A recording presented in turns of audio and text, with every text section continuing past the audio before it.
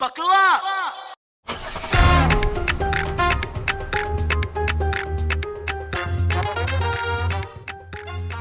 Hi everyone, welcome to Buckle Up Podcast. I'm Natalia Earl and I'm a certified business and life coach that loves talking to people. I'm fascinated by humans and how our brain works. What is it that makes a decision good or bad, and how does that decision ultimately shape our path and destiny? Everyone loves to talk about success, but what about the flip side? How about adversity, failure? It's such a big and often necessary part of life, and it's simply unavoidable. So I invite you to join me on this inspiring, honest, unpolished interview show with breathtakingly real conversations that go deep on setbacks and hardships that are part of the puzzle that ultimately lead to growth, discovery of inner greatness, and what makes us resilient. Buckle up! Grab your helmet and buckle up, people. It's going to be a bumpy ride, but what a ride it will be.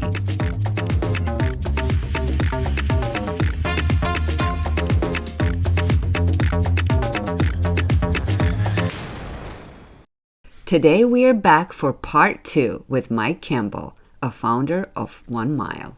Team 1 Mile combines veterans and civilians to recreate the teamwork and purpose needed to succeed. By offering once-in-a-lifetime challenges, they're able to reignite the spark these heroes have deep inside them. Mike has spent the past 18 years running local endurance clubs and playing a major role in keeping his community active. Mike has enjoyed racing all-distance triathlons and recently completed his 4th full Ironman. I can only imagine that everything that you guys have to, encounter for or think about and go through. And I'm sure unexpected things happen because you can't prepare for everything. There is no such thing. That's exactly it. Right. That's exactly it. Year one, we didn't know what we didn't know. So you kind of, in a sense, you wing it, Right. and we talk about that. I was like, yeah, you wing it. Now, fortunately, you're with the right people to wing it.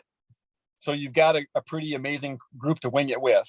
Year two, we had a different kind of leadership on the team, and they were preparing for any and everything. But that only works so far and so well, right? Right. Because again, this type of adventure race will always throw you obstacles you're not prepared for, or you think you are until you're not. and so this last year we over prepared for scenarios. We under prepared for some major issues, and also under prepared for some of the personality issues. So it was a different social experiment this year than it was the first year. Now, I know going into these things, that's part of the program. That's part of the beauty of it. Right. I can bring the best athletes into this, but I'm putting them in scenarios they've never been in, including the Iron Cowboy. It's day after day, different terrain, different variables. You can't even predict the variables. Some of that say weather, some of it's personalities.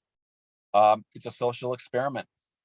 We all do come to this. We come to this as strangers. Sure, we have some video conference calls, and we try to get to know each other. But when the heat's turned up and things start to go sideways, you will absolutely see different sides of people. Yeah. Especially certain situations trigger certain individuals, and all those, like you said, traumas and things come out, and it's tough. Yeah, and again, when I talk about, and we can kind of jump into this side. When I talk about why race across America, and I look at it as it's a perfect metaphor for our mission purpose. Okay, and what I mean by that is, again, you can prepare, you can plan. But like life, you're going to get thrown a lot of curveballs that you weren't ready, you didn't see coming. And if you are ready, maybe you weren't ready at that time of that situation. So it's very, very fluid. It really is chaos. And so you've got that innately built into it. The other thing that I talk about a lot when I'm talking about Race Across America is, as an athlete and as a cyclist, we train a lot, right? We train all the time. But we're training to climb the hills, we're training to go fast, we're training to do a lot of those things. What you aren't trained to do, and this is that metaphor in life, is you've never been trained to go down the backside of a mountain fast and windy, no guardrails, and it's dark. My point is, it's a transition period where you're not ready for it. It's scary. Bad decisions can be catastrophic. I had the chance to ride down the Continental Divide this last year during the day, thank God. And as excited as I was, and I started off excited, but I did get into the whole realm of fear, and I was afraid, and I thought of my family, and I thought of all the what ifs. Two that I talk about is with Race Across America. It's not a weekend event. It's not a one-day event. It's a week-long event. So what happens, and it happened this year again, is, if it's day 3 and you hit bottom, your team hits bottom, people are frustrated. They haven't slept well. They're irritated. They're tired of being with other people, strangers. You don't have your own space. So what happens is you'll have people, in a sense, will check out. You have some that'll basically quit. And I typically talk about it as like, that's okay. But you're on an airplane. Right. So go sit in the back. You're not going anywhere. You're not leaving. Go sit in the back. And while you're back there, watch everybody start to do your work. Pick up your load. Work harder because you've decided to check out. And see how that, as a human, see how that feels.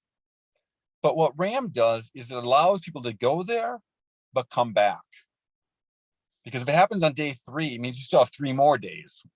so Right. Eventually people learn how to process it, and they learn how to deal with it, and they see it, and they remind themselves that they're not quitters, that they're not giving up, that whatever they're upset about, the world still goes around.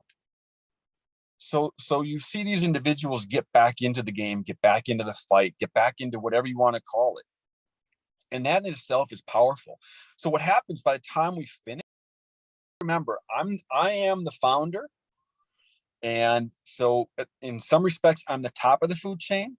But when it comes to Race Across America, I'm one of 8 riders. And I tell everybody going into it, I'm one of 8 riders. I'm nothing more. Sure, there's times where I will give some advice as a rider, but I've put other individuals in charge. So this last year, when things started to go sideways, and they did, my instinctive reaction, like a lot, would be to grab the reins, take control, get back involved as a leader. So for me, I had to learn to sit back, let the individuals I put in place stay in place, do their job. And I walked away learning a lot about myself, but also learning and going through this process, because I had to fight internally what's instinctive to me. And I think and I've come out a better person, right? I come out of that and I come home and I'm a better person by what I went through. Yeah, definitely.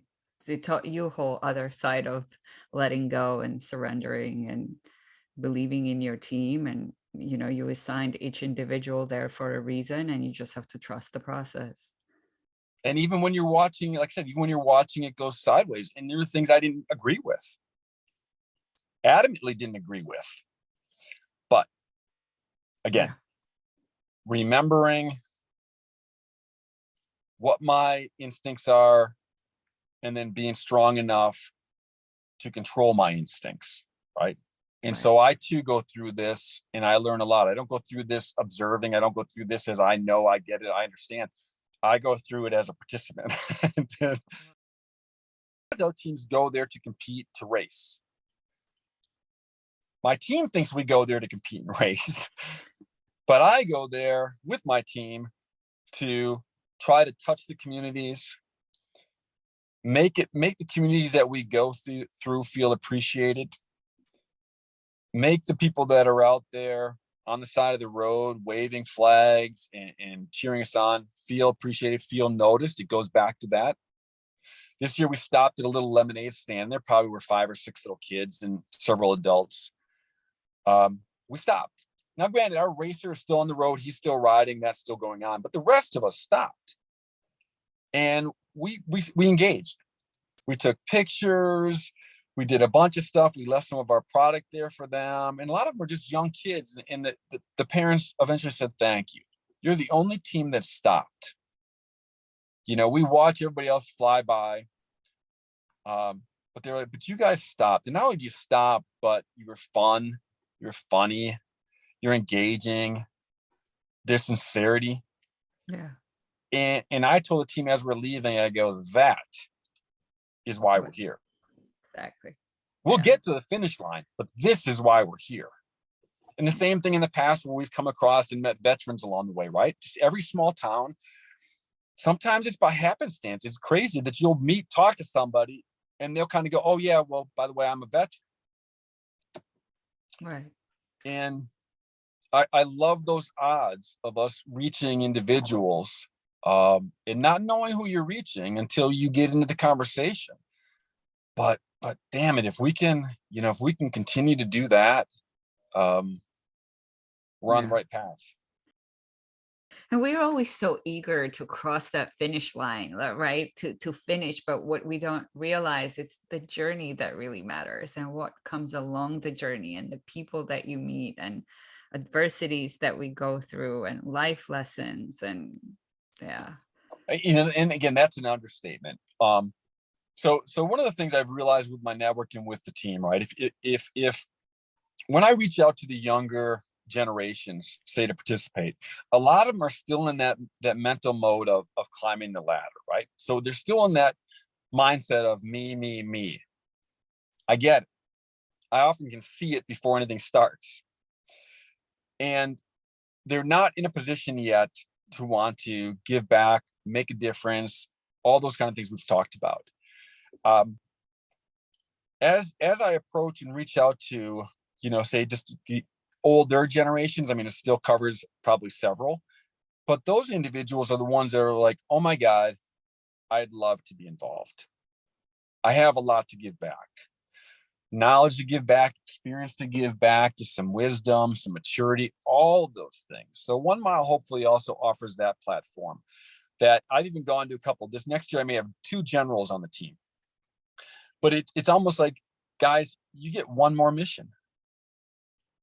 Your career in the military may have been over many, many, many, many years ago. But how about 1 more mission? And there's a new general, and he's 74. He is super excited. Super excited.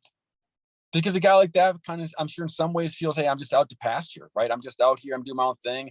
Back the other day, he called me, he was doing yard work. And I'm like, no, we have 1 more mission. And here's the crew you get to help lead. Now look at that crew.